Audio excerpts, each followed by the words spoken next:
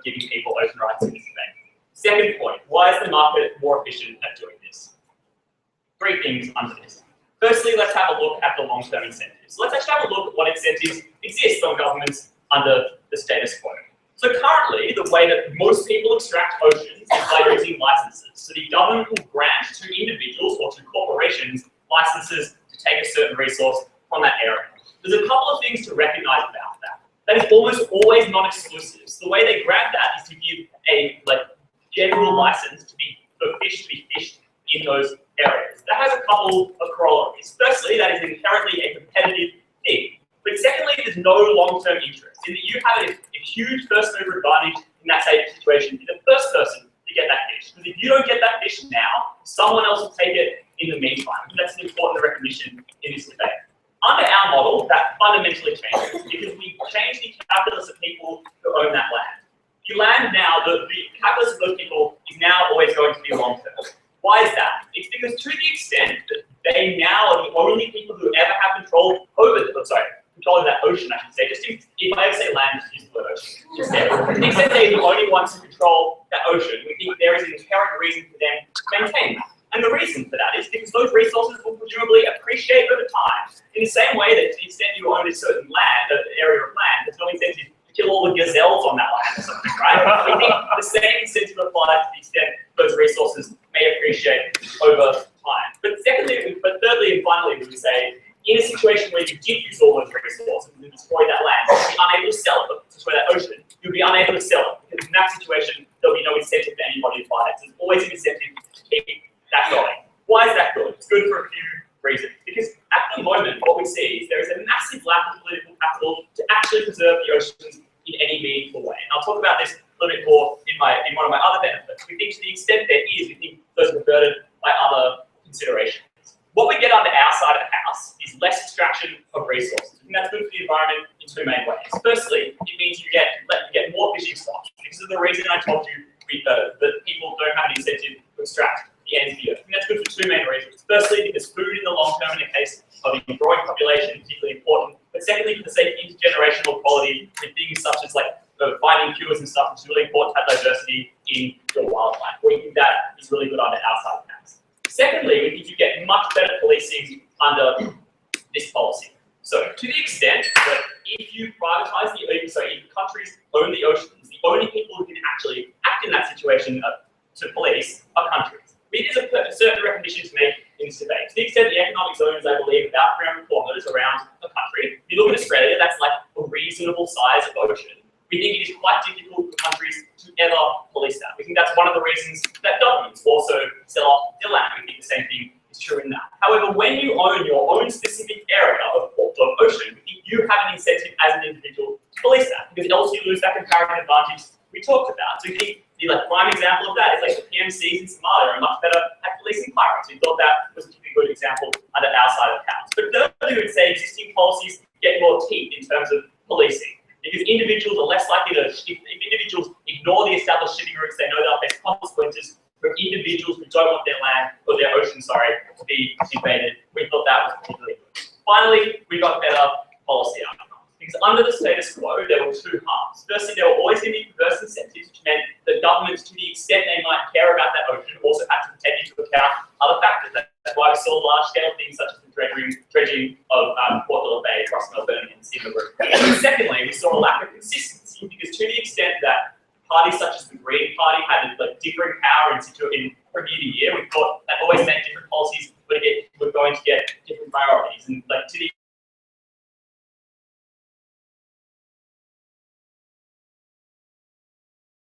also made manifest that land rights are important in this debate and not in any way distinct from ocean rights. But secondly, to the extent that we on side of permanent value the stocks of fish in the ocean and value the long-term security and prosperity of our oceans, we were absolutely happy to stand in proposition.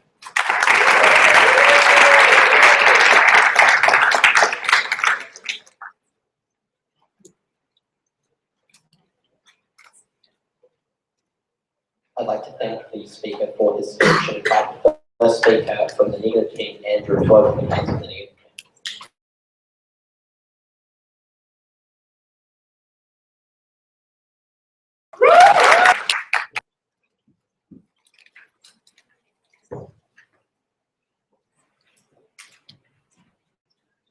just a quick reminder to keep audience attention in the debate to a minimum.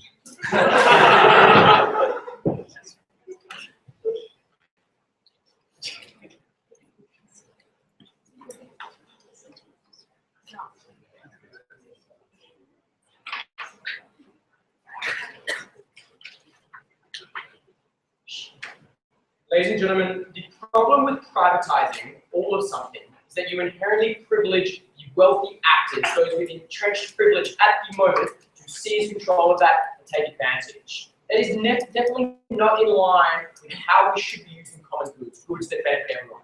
Because make no mistake in this debate, the nature of the sea is something that allows people access to food and security, access to resources, access to shipping routes through areas that they would disrupt, is one that is a common good that benefits everyone. We cannot cement this in the hands of the wealthy. I'm presenting two arguments in this speech substantively. First, on free access to trade routes, despite how they tried to model this out, and the second, on access to resources. Before I do that, though, a couple of points of rebuttal. On shipping routes, firstly, they said that quite quickly in their model, they just wouldn't interfere with shipping routes. We have something like the easement or right of way. We question then, what is the point of their model, right? There are significant areas of the earth, or like the ocean, that are only useful as shipping routes. No one would be interested in buying this shit if you couldn't restrict it from people. They've tried to narrow this model to a degree that they have no benefits. Anyway, we think they still have a significant ability for different people to get around this model and create their own restrictions on shipping routes. If China buys the area of water in between Vietnam and Malaysia and puts restrictions on what you have to do if you want to ship tuna between these two places, you have to have all your signs written in Mandarin and all these different things required. You have to have all these onerous regulations placed upon you. And that's almost the exact same as restricting someone's shipping routes. Recognize that private land responds to the private law of the country that owns it. They are well within their power when the authorities decide to do this. That's entirely what would happen. Their analysis or analogy to easements was ridiculous. The idea of an easement and access to land that is not yours is based upon consent. We don't think that holds up between individual countries. The idea of an easement is you're both in the sovereign territory of your nation, and so you both have to respect the laws. When you're talking about international groups, they don't agree with an easement created by another country, they're just not going to respect it. And there is very little force or ability to force the country to respect these things. That's why they can't model out shipping routes. Second point of rebuttal, on the nature of land and how analogous it is, nature of ocean land and land land. The first thing to say here is an analogy is not enough to win this debate. Maybe we could socialize on land everywhere. That is a sufficient response for us to show that you can't just say this is the same as the other land we have, therefore we should do what we want to.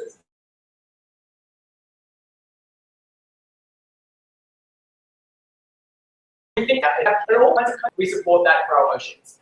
Finally, more substantive point from them, the idea of extraction. We were told they encourage people to use this ocean water less, to fish less, to pollute less. This is absolutely untrue. At the moment, when licenses revert back to the country that gave them or the international body that allowed people to fish an area, there is an interest, an incentive for those people to put restrictions on those licenses about how much you can fish. When people are fishing in international water, there is an ability, maybe limited, but for bodies like UNESCO to prevent the amount you can actually fish in these areas, and they do that at the moment. What happens when it is these people's own land and never revert to someone else? They said there is more incentive to look after it. Wrong. They didn't.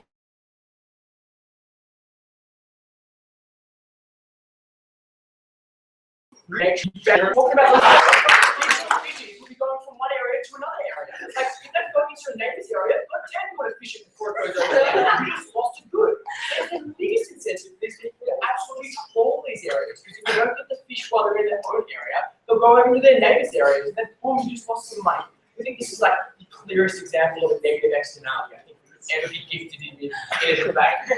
When licenses revert back to a government that is to a degree democratically accountable to the people who care about little fishes, we think it is more likely that those things are respected than it was on the affirmative side. Okay, that's rebuttal, of the rest will be integrated.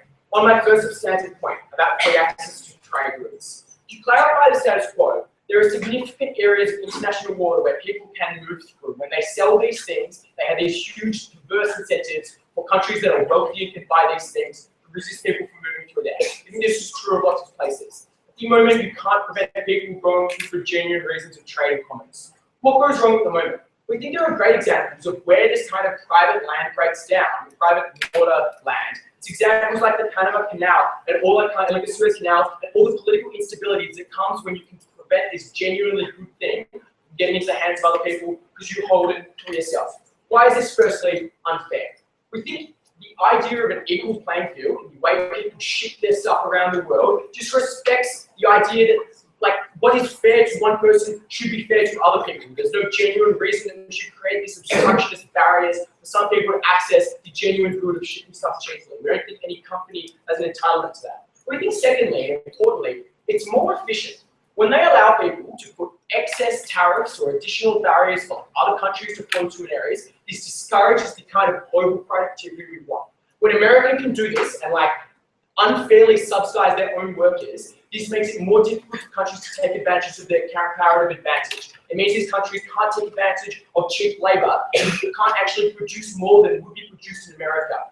Recognize that we look at this debate from a global perspective. Maybe their model would be good for America because they can resist cheap stuff coming out of Vietnam. They can stop those textiles flowing out. For the rest of the world, that is a bad thing. It's bad for the Vietnamese who can't get genuine jobs and take advantage of what they've got. It's bad for the rest of the world when they can't get access to cheap textiles. Because the question is who wins out? We think it is definitely the countries that have this set up to benefit themselves. They can take advantage of maybe a veto power from the United Nations Security Council. Maybe that's worth something. They can take advantage of giving out selective aid packages, or like writing these into like bilateral agreements, or even like multilateral agreements like the TPP. They require certain things. The people who have the power are those who are currently entrenched. The ones like America, like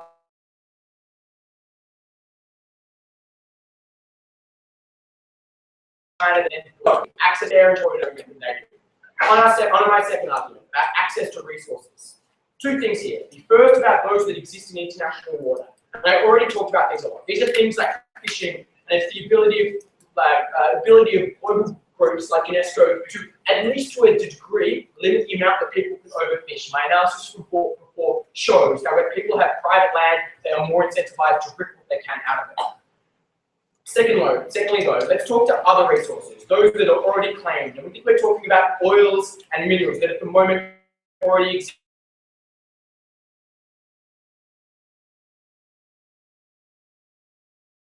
exist inside countries' territorial waters.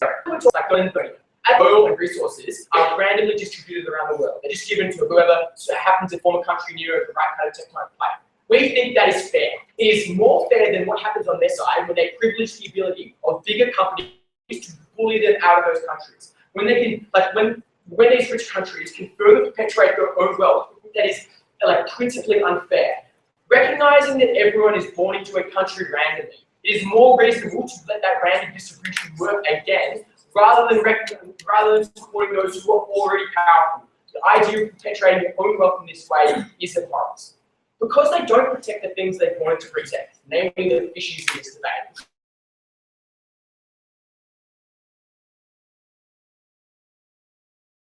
They can prioritize who already have.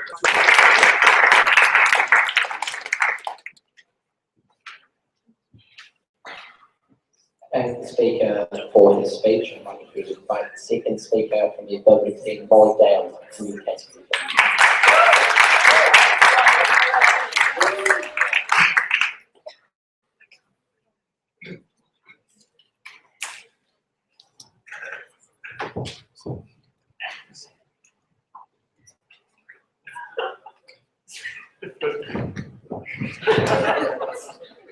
No, I realize.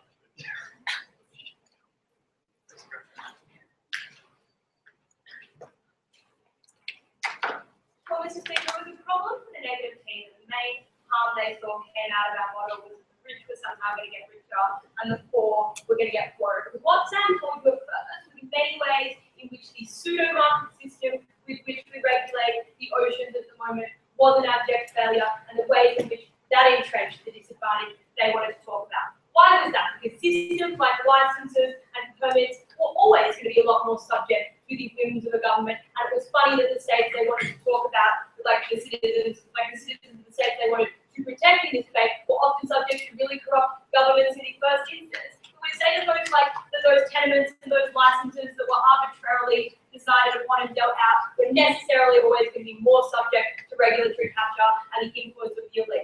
Trust me on this one, I'm from WA, I know how like some of this resource extraction works.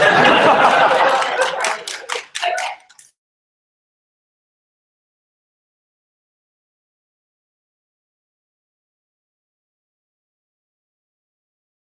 On innovation and why we think we change the calculus of anti-sustainable actors better through economic discourse and continued social or moral discourse. Okay, on the principal question, let's firstly deal with this idea of whether or not we have legitimacy in trying to maintain thoroughfares in this debate. Firstly, we'd say we always said we were going to maintain some thoroughfares, not necessarily all of them. They say whether we don't think that like roads are antithetical to capitalism, we were pretty happy to maintain some trade routes. The second thing we'd say is that like you can still have things like toll roads in this debate, but there's like necessarily subject to more regulation. But thirdly, even if it weren't true that we had to we had legitimacy in maintaining some public thoroughfares, we would say there would still be an incentive for those market actors to cooperate, because literally nobody gets anything out of that ocean that they own. At the point you can't move anything around, like we think the market would solve for that as well, but we thought we were legitimate in maintaining them in the first place. So on this idea of like common goods being like the will, like being the property of the little man and not letting the big guy win, or like whatever rhetoric Andrew wanted to spout there. First thing we thought was that like what was in the ocean wasn't necessarily always a common good, right? Like in the same way that not every farmland by merit of having sheep is like a particular value to all of the population. We don't think that like an ocean having fish meant that was necessarily owned by the public. We thought it was no more true than in the case of land. We thought they wanted to say that like we were being silly and arbitrary, like we thought so were they, the point that like land that had water on it was necessarily subject to different regulations to land that did. But with regard to entrenched privilege, I've already tried to deal with this in my introduction. We think it's particularly true of like the entrenched privilege and entrenched regulatory capture at the point we rely on pseudo-market mechanisms like the licenses and permits that we spoke about.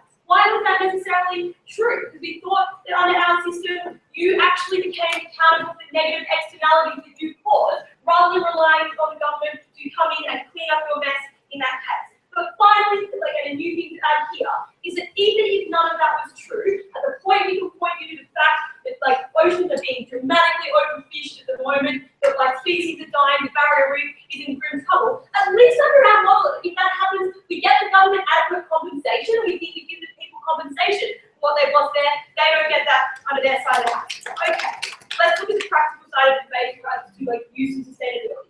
So they were like, no, obviously like it's not going to be sustainable because like governments can regulate use of that land in a way that corporations won't or don't have the incentive to. First thing to say is that like under-regulation overfishing happens all the time because of the reasons we pointed to as to why it's really, really hard to police literally the entire ocean to try and stop someone taking a few fish. We thought that was empirically true, like hero response to the policing point. We also thought that was true in terms of trade routes, right? At the point that like private companies would frequently rely on PMCs to defend their lot and like get them where transported. We thought the government was actually failing in protecting those trade routes under the status quo as well. And then they were like, no, there's a sort of prisoner's dilemma here, where all the fish, you're going to be worried that the fish will swim away to your neighbor, therefore you take all the fish. We thought that was kind of ludicrous for a few reasons. The first thing I would point you to is the fact that fish farming is a thing that we do, and we do reasonably effectively. The second thing to say is that we think at the point you actually have a stake and a sunk cost in the value of that ocean land, you become more accountable to what happens long term, because you have to bear the depreciation of that land. Like maybe you want to invest in your land and like grow lots more fishes and sell it for a profit. Like you can work that way as well as the same way you might want to fish everything immediately. Finally, with regards to like more stuff or like less principled and more practical, how exploitation works. So like, oh, Vietnam gets really screwed on this model. Like firstly, presumably we respect, like insofar as we recognize that land was still like sovereign Vietnam land that was being sold off. We respect their right to like maybe tax the profits being made there in the same way we do over land and the status quo. The second thing we say is an absolute burpee, but like foreign direct investment was necessarily terrible for development in this debate. We're pretty happy to say that often when big companies come in and run things like fish farms much more efficiently, that actually might produce more jobs and long-run economic growth. But the other thing to say was that like we thought that Vietnam was probably like not a perfect actor of the state necessarily, always having those citizens' best interests at heart. We actually thought that markets and companies would do that a lot better. Okay, moving on to my substantive. Firstly, innovation. First thing to say is that we think property rights necessarily promote innovation like all the time. But what we say is that's empirically true because when you discover something now, you get to keep that thing. Because at the moment we say that, as Andrew pointed out, if you discover oil or resources or like shipping routes or anything else, the state can take it away from you and reallocate it to your competitors on a really arbitrary basis. We're pretty happy to say principally that we think that's theft on our side of the house, but we're also pretty happy to say that we think it obviously means you're less likely to do things like innovate in the oceans, and that was a harm for them. We'd say that's particularly cool and particularly interesting in the case of the ocean, because as we told you, we don't think there's necessarily a lot of political capital to waste arbitrarily on exploring the ocean, but we would say the ocean is actually like a vast untapped resource that we don't necessarily know a lot about. We think there's lots of cool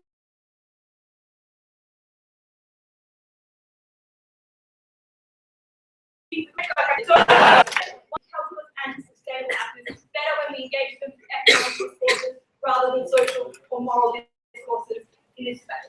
First thing to say is that we think that like certain issues regarding the use of the ocean are particularly morally fraught on like an international diplomatic level, and we think sometimes those things are even like quite culturally relative. So let's, for the purpose of elaborating this point, take the example of whaling. What we would say is that we don't think we've made a whole lot of headway with Japanese insofar as like enforcing whaling regulations or trying to get them to come around to our way of seeing. But what we say is that, the other thing we say is that like we also struggle to enforce what the Japanese do with regards to whaling under the status quo. We think when you rely on pseudo-terrorist organisations like Sea Shepherd to police it, it speaks to the endemic lack of political capital to dealing with these issues and the government failure in doing that. But what we'd say is that we actually change that calculus when it comes to things like whaling better. Because now those companies that are doing the whaling actually bear the cost of the negative externalities, as opposed to like states that are more invested in stopping whaling and non-government actors in the debate. We think that like the economics speak there and the cost-benefit incentive is much easier to engage with. But even if that weren't true, we think the language of economics is much less loaded than the language of telling them they're doing something morally reprehensible. They're more likely to come to the table happy to pose.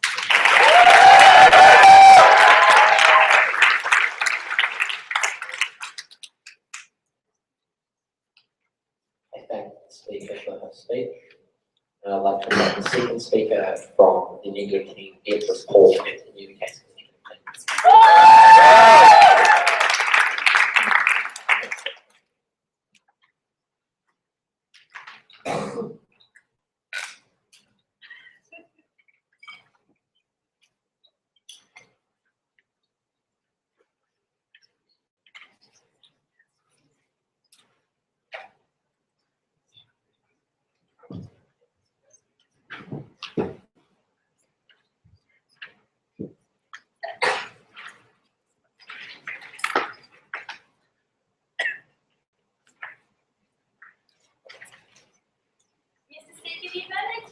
Were like the champions of the market solution. Right? They loved it. They wanted to put as many things in the market as humanly and as efficiently possible. The problem is, the market benefits the people who already have power in that market. You know who they are.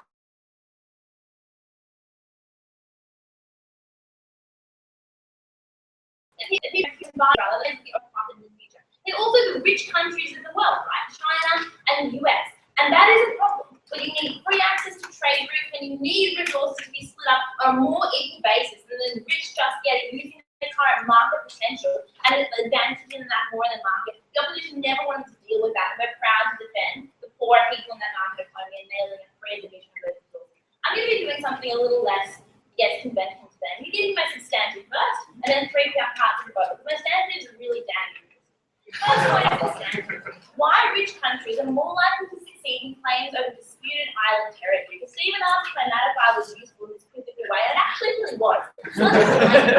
We think what happens when you put in there like hammer time until solution to countries being able to use their cash dollars to buy up parts of the deep sea and parts of the ocean that currently aren't water, you get scandal. Here's what it is. It escalates tensions in countries, allows rich countries to have de facto control over territory that is currently in dispute. So at the moment, there are, like, as we all know, currently competing claims from many countries like Vietnam, Philippines, and China over the parcel on the Spratly Island. Note that they're pieces of land. But those pieces of land have a hell of a lot of ocean around it. Currently, that ocean is not controlled or owned by anyone. It's out of that 300K exclusion point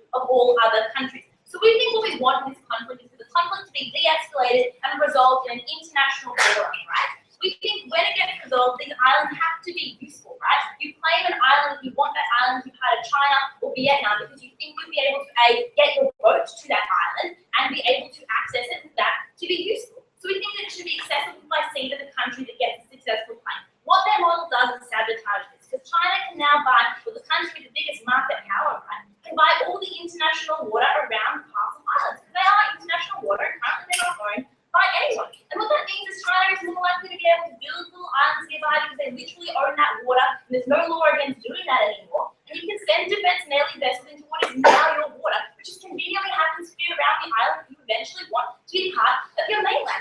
That increases things with deterrence and control. That means that you now have de facto control around this like predetermined parts of those islands. No one knows technically who owns the island yet, like de facto you probably do, because you've moved your muscle power into that area.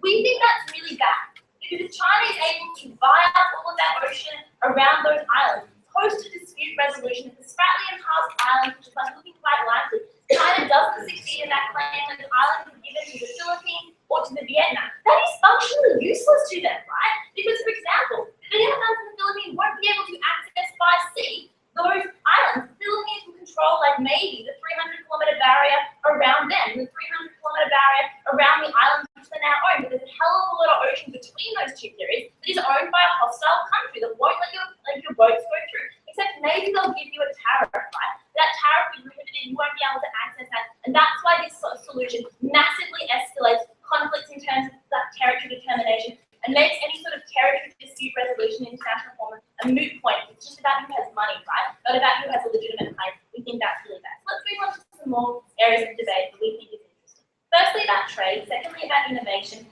And thirdly, about can the government protect the oceans they have in terms of fish and pollution. Let's talk about trade, right? Because we told you it was really important that there be trade routes between all areas of the world. That's particularly important to countries that manufacture a lot of goods and want to ship those goods to richer countries so they can develop income. The reason why poorer countries like Africa and Asia succeed in like lifting themselves up on the back of manufacturing is they have a comparative advantage. They can create those goods cheaper in their land, and then the cost of transport isn't so prohibitive that it costs like, you know, the relative gain they have in lack of labor costs is mitigated by the fact that they have to pay like 20 times the cost of that good in terms of transport. You only get that relatively inexpensive transport when there isn't a toll road, as Molly said, that is controlled by the US or controlled by like China between where you are and where you want to go. Why do we think, like they said, well, we'll maintain some trade routes and it'll be like an easement, and then they massively back down at that at second speed. They said, well, we might control some trade routes, and anyway, they'll be like toll routes. Firstly, we don't think you can create easements in international waters with the same ease you can create an easement in domestic land. Why?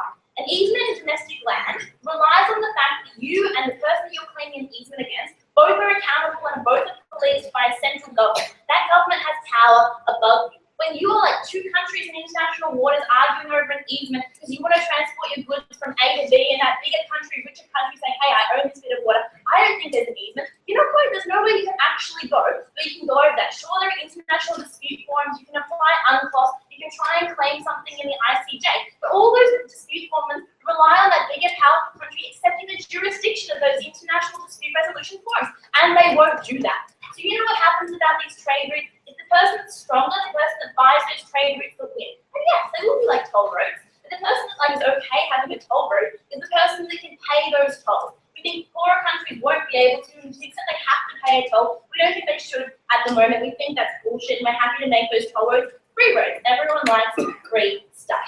So that's what we think. It's not at all like foreign direct investment when Molly's saying, well, countries won't mind, right? People going in, and they won't restrict other countries with things going in. We think this is more like a tariff. It's not like foreign direct investment. It's a tariff on those countries' production. Let's now talk about oil and resources. So that was another pillar of our case. We got a remarkably little response from Molly. What did she say? She said, well, innovation, right? There are mysterious things in the ocean that we haven't found yet, but like, trust me guys, they're really good. And we want to explore them better because governments are pretty shit. We need some like mythical private actor to do that. Molly, we've been exploring the ocean like since the dawn of time. If there was like a nasty like mystery fish out there, I reckon we would know that. The fact of the matter is, people relatively know where those natural resources are. I even know where they are. There's a lot of like natural gas and like oil sunk into the deep part of the Arctic Circle, and that's like countries have been claiming that for a really long time. Also south of Patagonia. It's not a mystery, Molly, like we can talk about it later. And it's not fair when the government takes these resources that some private individuals found. We think it's a really good thing when Canada can claim part of the deep sea above it and saying this is the territory of Canada. Like, sorry fishermen, I'm glad you found the oil, but we're going to take that oil, we're going to nationalise, and that's going to benefit every tax person in Canada. We think it's much better that the Canadian people have benefits to those resources. To the extent that resources are privatised on land, we don't like that either. We think resources that are part of your country, part of a country's seat, should go back to those people. We're not okay with like the richer countries to buy up that land and just benefit them. We think like the randomness of allocation of seat and the randomness of allocation of territory like is coexist with the randomness of where you're born and what country you're born in. To that extent, we would prefer that equal distribution of resources. We're not okay with just having richer countries benefit more or richer companies benefit more. So let's now talk about, can the government protect the ocean?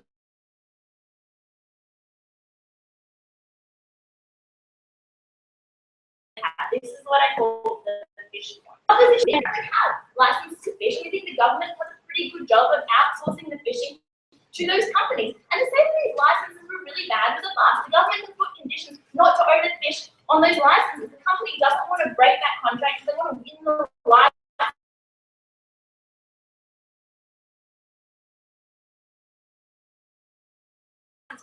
And they said these are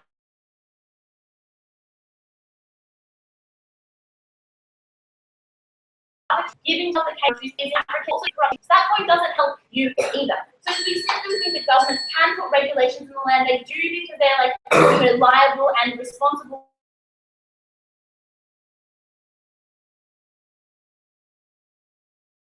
to the vote of this thing to protect.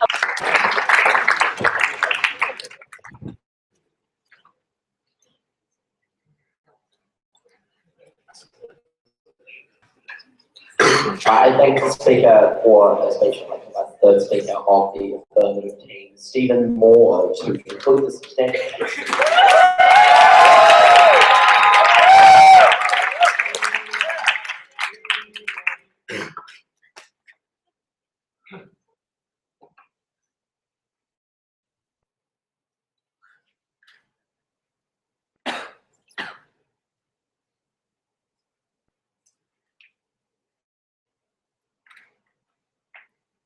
It's worth noting at the beginning of my speech that we do not exist in a world in which the majority of people adhere to the restrictions over overfishing of particular areas. Because for most fishing licenses, there are no restrictions over overfishing. And even to the extent there are, the reason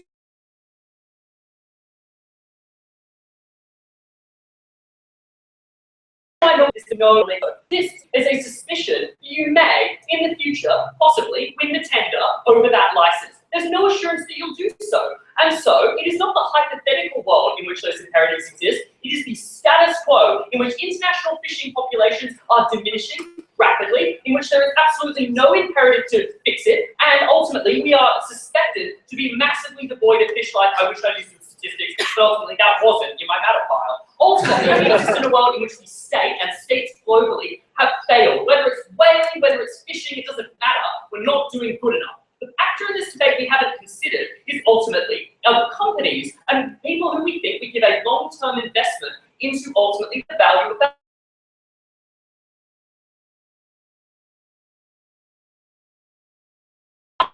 Yes, we would grab curiosity to protect those fishing stocks by happy to propose. Two questions. Did we expose the use of the sea to negative incentives that were ultimately illegitimate or did not exist or over land or that we didn't want? And secondly, how did we preserve the value of the ocean best?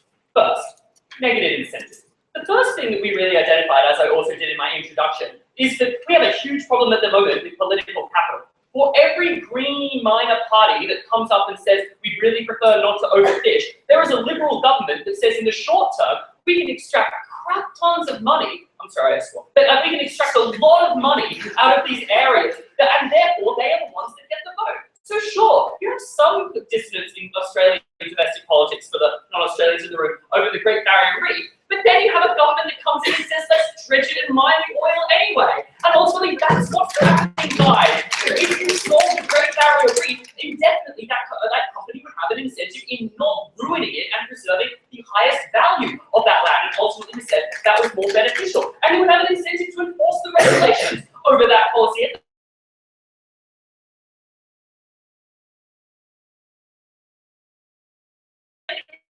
Millions of hundreds of sheep, it's a sea shepherd and no one else. Now you get private companies regulating this land. No response, not one.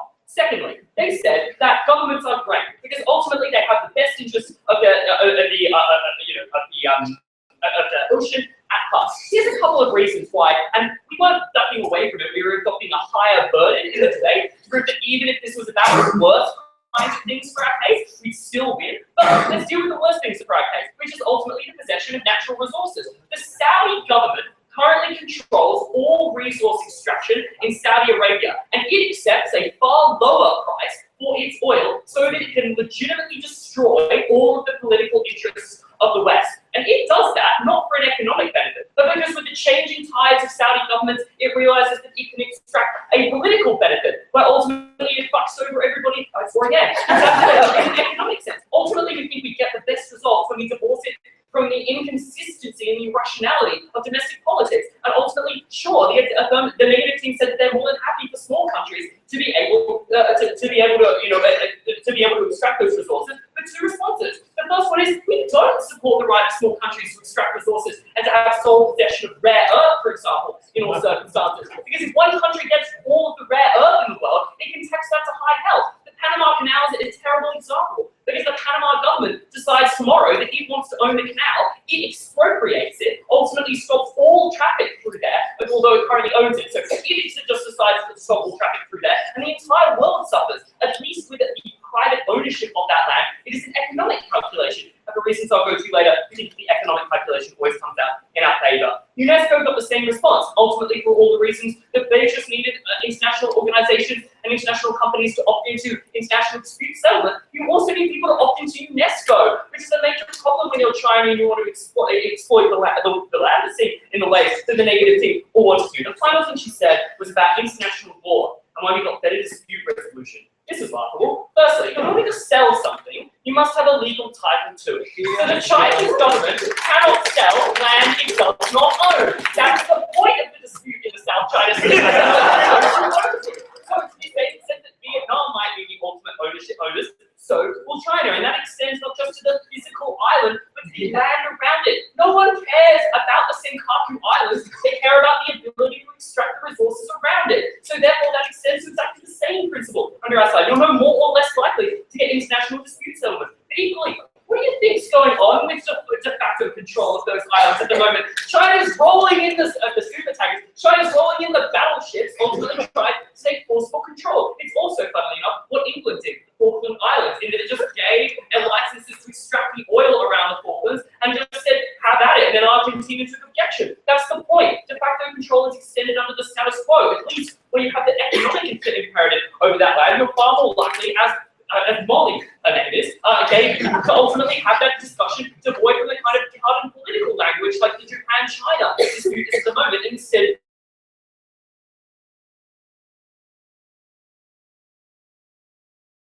that even to the extent this was a debate exclusively about small countries in the worst case scenario, tax exists. So if you tariff, and if you place a tariff, not a tariff, if you place a tariff over the use of a particular land, and that is extremely beneficial for you as the Chinese government, you as the Vietnamese government continue to gain a huge amount of value from that because you can tax the tariff as you would any privatized land as you do at the moment. If I am CityLink and I charge you for traveling from one end of Melbourne to the other, I gain tax as a result of the revenue that you have earned. And that is both the natural disincentive to charge a prohibitively high cost because no one uses it, but equally it is also the incentive for small countries to retain that kind of ownership, that kind of regulatory control that we said ultimately existed. Finally, let's go right to the hardest part at this point. That was China will buy all trade routes. Now, we said that probably wouldn't happen, but even to the extent that it does, ultimately, there are two responses. The first one is that this would require Vietnam to sell enormously economically beneficial trade routes, to the point that these trade routes are literally the source of Vietnam's entire economic future. We don't think that the Vietnamese government's going to stand up and be like, yeah, China, we can have those. Why not?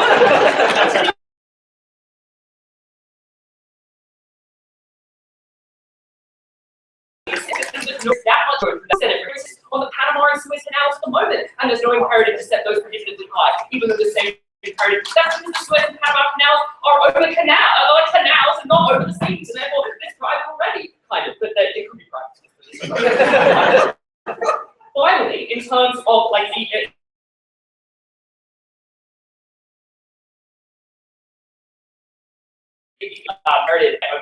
ultimately was like the ability to represent those things in terms of the ultimate value that they may have in the future. It's not that if you're concerned about the environmental devastation that BP might do, you ultimately now have an incentive to hold BP to account. Because if they just polluted all of your water, that ultimately meant that your investment was meaningless. You had an imperative to make sure that they could cap the well, ultimately as opposed to the status quo. The final thing I wanted to finish on is this. Ultimately, international trade routes do, if you were to like, for example, the United States already has the ability to make goods from Vietnam hugely expensive.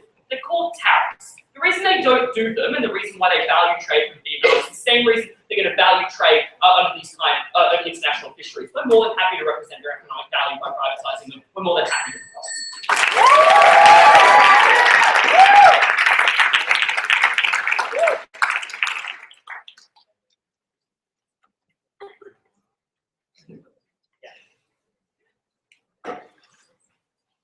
I thank the speaker for his speech. I'd like to invite the third speaker from negative team, Andrew BLT, to conclude the consent test of the meeting.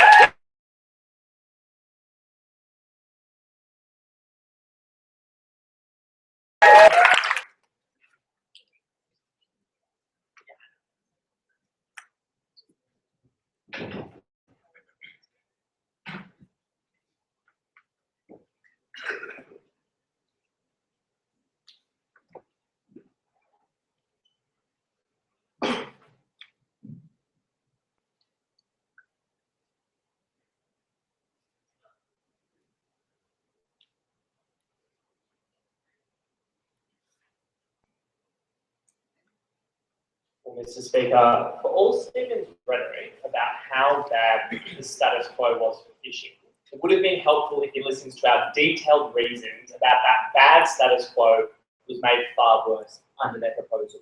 But ironically, for a debate about the sea, it didn't entirely hinge on fish. What the affirmative team has chronically under-responded to is our material about international trade, but also the disputes that are far more of a political concern than merely a purely economic one, which Stephen can get away with by telling us that he knows a lot about UNESCO because of his thesis. Two questions in this speech. Firstly, on efficiencies, and second, on privilege. Let's firstly talk about efficiencies. We've heard from the affirmative team that they're happy to maintain trade routes under their system by whatever means possible. However, these will be structured in a way that resembles toll roads. What was interesting here is that for a team that championed the benefits of the free market and efficiency in general, they were very happy to frustrate countries that had a comparative advantage in relation to certain goods and in relation to certain trade and prevent them from exploiting that comparative advantage.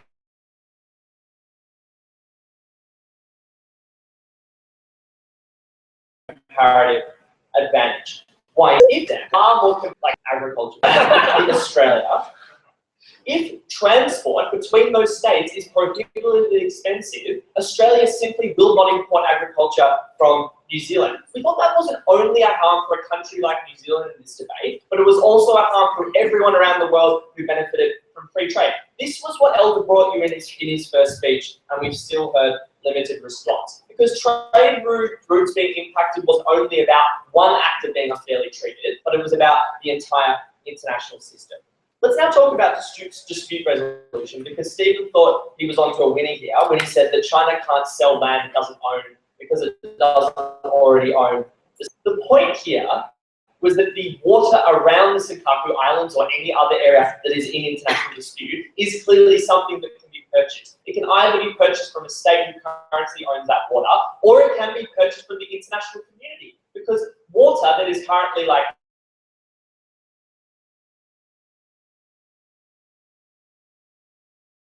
the affirmative team needs to support being sold under their system, because so much sea is actually internationally owned under the status quo. So we think that much of the land that surrounds disputed areas is internationally owned and could be purchased. And the point that Beatrice brought there was that when you could then move your warships into that area, construct like fake islands as China has been doing, you can exert your pressure as a rich and powerful country more forcefully. We haven't heard a sufficient response. But let's now talk about fish in this debate. We heard that from Molly that there wasn't an incentive to support like to exploit fish before they left because of nets. So let's break this down. There's never been a sufficient response to the idea that there isn't an incentive to treat land well if the resource that you are trying to exploit is literally leaving. The reason that you can't put a net up over like large swathes of ocean, say in a large part of the Pacific, is because there's simply far too much ocean to effectively put a net over that area. We think it was ridiculous to say when the scale that we're talking about is so massive that you could like easily just win that part of this debate. But it's crucial that like our system here is also different to licenses. We thought the incentive to exploit, like when a government like sold a license to a company that wanted to use that land, was far less because that government was actually democratically accountable to a body who presumably cared about fish. They also presumably cared about some other like aspects of that ocean which may be sustainable and may be beneficial to them. So we thought that when you sold that out to a private company that only had the incentive of profit, it was when that type of exploitation was far more likely to occur. But let's now talk about privilege. So you heard from Stephen that any disadvantage that a country like China may impose in relation to the collection of resources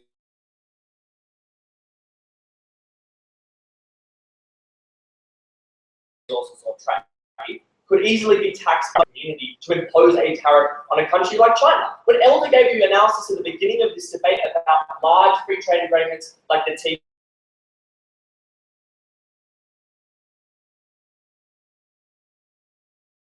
and the type of concessions if they actually wanted to get this result. We thought that when you empowered actors who had that money, we thought it was far likely that there was any way they could fight back. But money aside, we think that the mere fact that a trade route could now be disrupted in such a way by a country with diverse incentives like China was inevitably going to increase political tensions in that area, and that's something that Beatrice brought.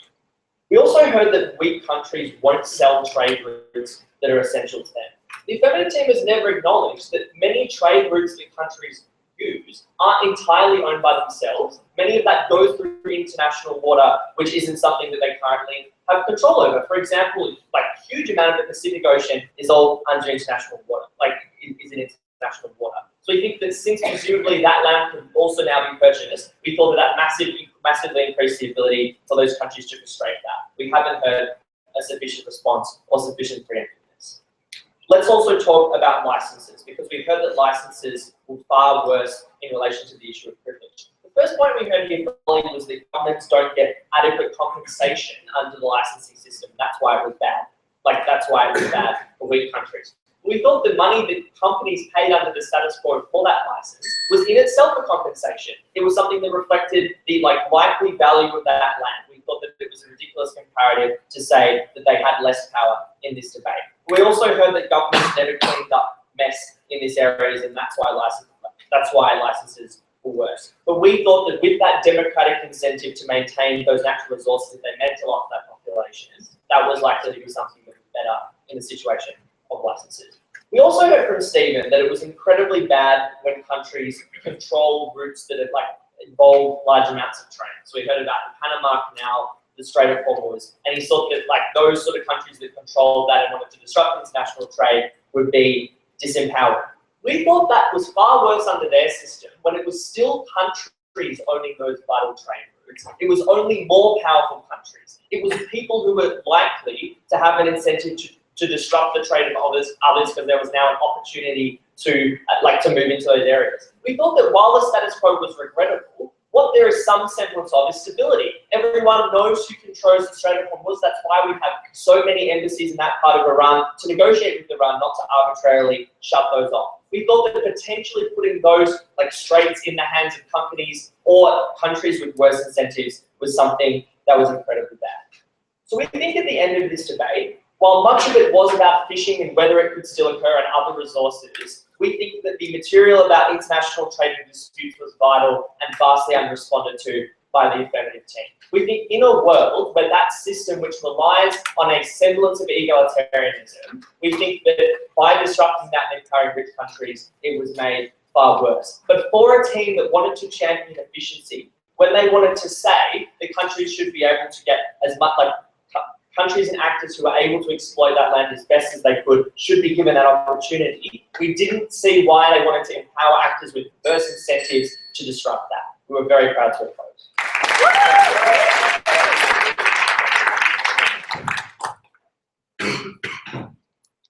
I'd like to thank the speaker for his speech and welcome back to the floor the leader of the legal team, Andrew Elder, to conclude the meeting.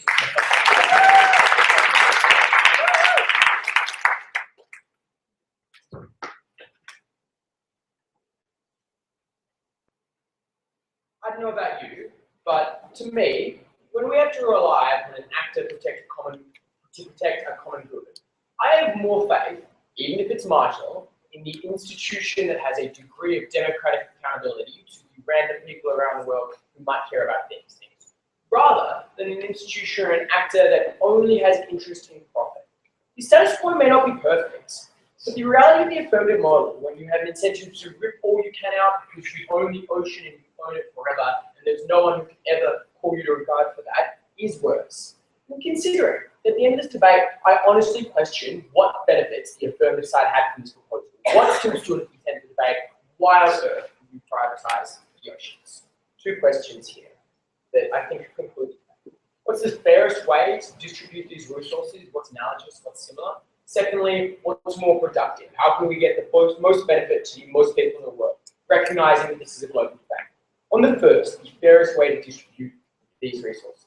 We told you from the start the ocean was a common good. It had flexible boundaries. It was huge importance to lots of people for trade, for fishing, for the ability to project your military power. That was clear in this debate. The problem then was when they further entrenched privilege that already existed. The ability for people to buy huge swathes of the ocean was restricted to those who had power at the moment. We explained why it's unjustifiable to further help those, considering the allocation of wealth at the moment in the world is largely random. We wouldn't want to further entrench it. We wouldn't make it cyclical. They said, oh no, at the moment Saudi Arabia already uses their oil for great domestic political advantage. That's true, it just gets worse on that side. That wasn't a response. The fairest distribution we could think of, short of just socializing everything worldwide, was to have a random distribution. That's all we had at the moment, and we stood with it. Finally, on disputed territories. The LT already explained how Stephen misunderstood this argument. It is easier for China to gain access to these territories when they can buy a ring around a disputed territory and further enforce their de facto control over that area. They may have it already, but it's even easier to get it under the affirmative model. That's why their model wasn't fair. It wasn't something we could stand for. Even if it was, though, we don't think it ever led to any good outcomes. So let's move on to that second question. And what's more productive? There are a couple of aspects here. Unlike the OT, I thought the fish were quite an interesting part of this debate, so I'll talk about them now.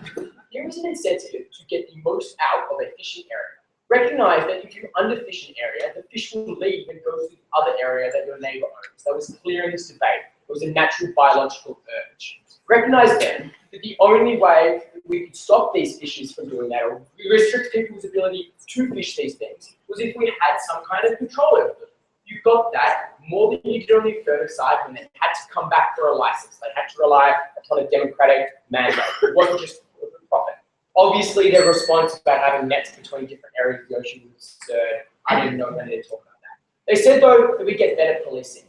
That was the biggest wash in this debate. The ocean is big on both sides of the debate. You can't police it on both sides of the debate. The incentives for corporations to police it are the same as the incentives for governments to police it on both sides of the debate. The ability is probably better on our side because governments are bigger than corporations. We think, if anything, policing wasn't enough to be better side. The second issue, having talked about overuse, was on tariffs and the restriction of trade. We told you these tariffs were necessarily globally inefficient.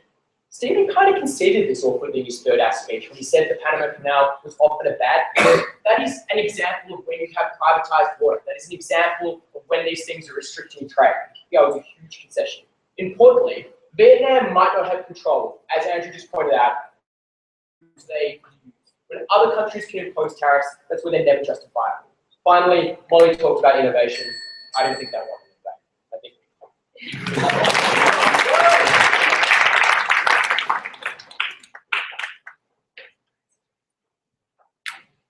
I thank the speaker for his speech, and to conclude the case for the affirmative team in the debate, I'd like to invite back to the floor the leader of the affirmative team, Sam Scott.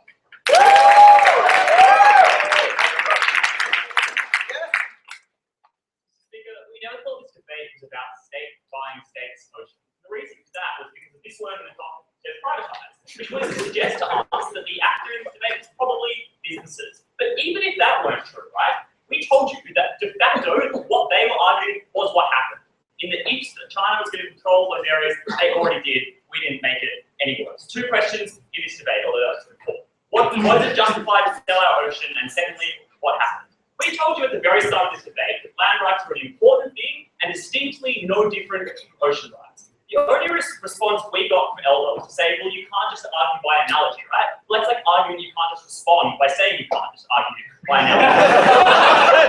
That was something really important for you, many reasons. But importantly, that was in entire tension with the material they wanted to tell you about entrenching power within certain companies. We would point to the fact that exactly the same thing was going to happen under land rights. But secondly, when Beatrice wanted to tell us that Canada should get taxed for this, and they should still control that area, importantly they did. We still said Australia controlled those territorial waters. It was just that they sold that off in the same way they did with land rights. Those countries would still get compensation, they would still earn tax from that. We thought that was something they chronically under-responded to. Secondly, we told you the status quo was subject to cyclical arbitrariness and also more affected by regulatory action. That meant that those perverse incentives were why their anti-privilege crusades didn't work in a situation where the market always gave you more. Having shown you that land rights were as important as ocean rights, let's actually ask about what happened in this debate. We told you that this debate existed in a context where the current status quo was utterly untenable in a situation of sustainability. We told you that fishing licenses were ineffective because there was no long-term incentive for them to work.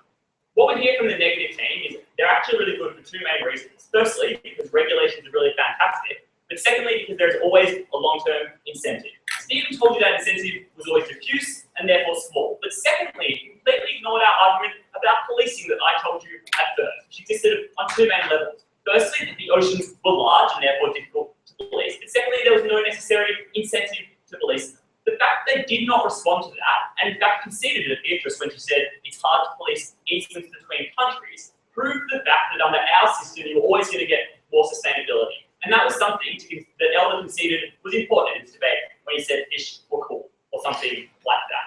Thirdly, we told you that the language of the market, the language the market gave was more neutral, universal, and got better outcomes with respect to things like whaling. Molly told you that in her substandard material. We got no response to that. So Beatrice gets up and then tells us what the real problem with our case is.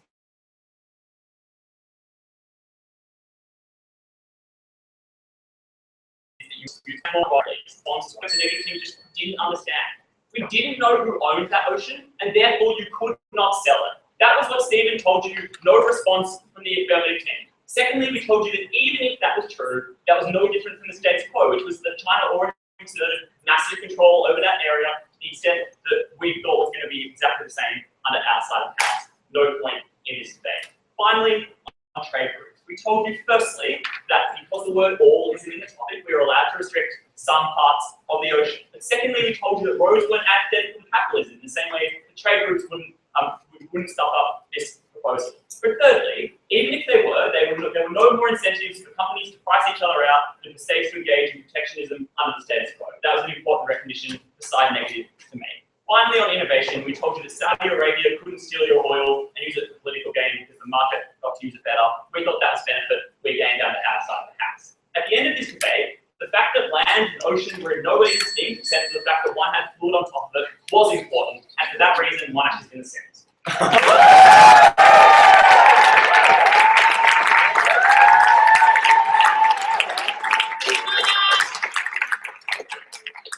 like to thank both teams for that debate. We'll be taking a liberty across the both weekends. At this point, judges will probably just leave the room.